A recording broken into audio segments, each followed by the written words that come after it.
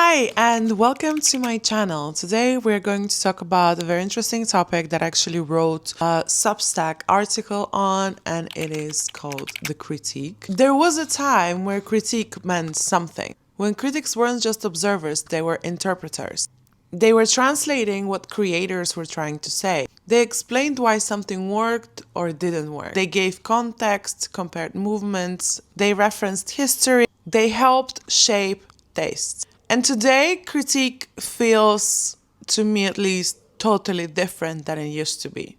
Sometimes it's so loud that you cannot hear or you cannot appreciate the arts that you're seeing, and other times it's so quiet, it's just like almost like non-existent. It's kind of fading away in the background. And everything is beautiful, everything is stunning, everything is amazing. Restaurants are always a must visit. Art exhibitions are always incredible, and movies are always visually beautiful. We rarely hear an actual opinion from a professional that can critique. For example, that can say something like, okay, that was nice, but it was flawed. Okay, that was visually beautiful, but lacked context. This was strong, but emotionally empty. And I think somewhere along the lines, critique became uncomfortable. And I think part of the shift comes from who is doing the review. Critics used to be somewhat independent, sometimes harsh, sometimes controversial, but their role was to evaluate.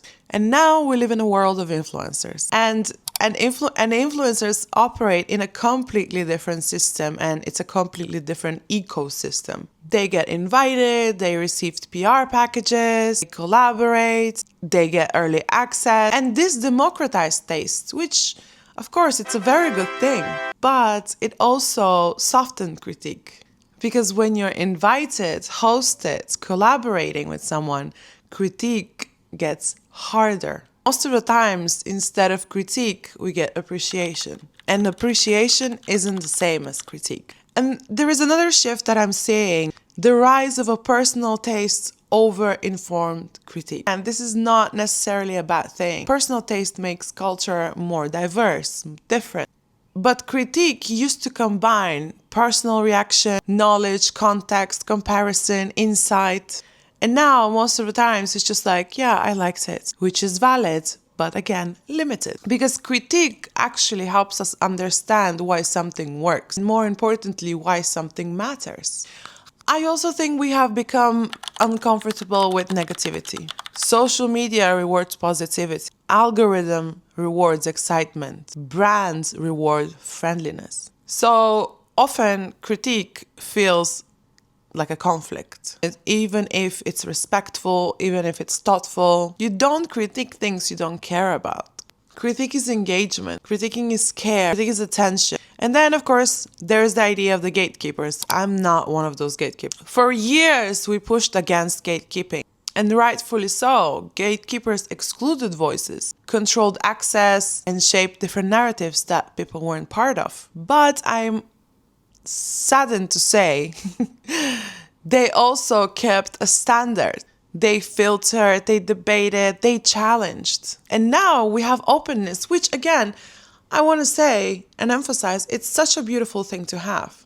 But we also have a lot of noise. Everything exists at the same level. A thoughtful exhibition, a beautiful pop-up, curated installation, an aesthetic coffee shop without any critique or feedback. They have become flattened, and to be honest, we lose nuance. And then it got me thinking, but maybe critique isn't disappearing, it's evolving. Instead of traditional critics, we now have thoughtful creators, independent voices, video essays, podcasts, Substack writers, people who aren't trying to be harsh, but rather people who are trying to give their honest opinion. And maybe that's the new form of critique. Less authoritative, more reflective, more personal, not gate-kept, but guiding. Because critiquing isn't something to be right about. There is no right or wrong. It's about thinking. It's about slowing down and asking yourself, why did this resonate? It didn't resonate. What does this say about culture? What does it say about us? What does it say about our society? And critique creates conversations, which is something I miss. And conversation creates culture. And without critique, everything becomes content.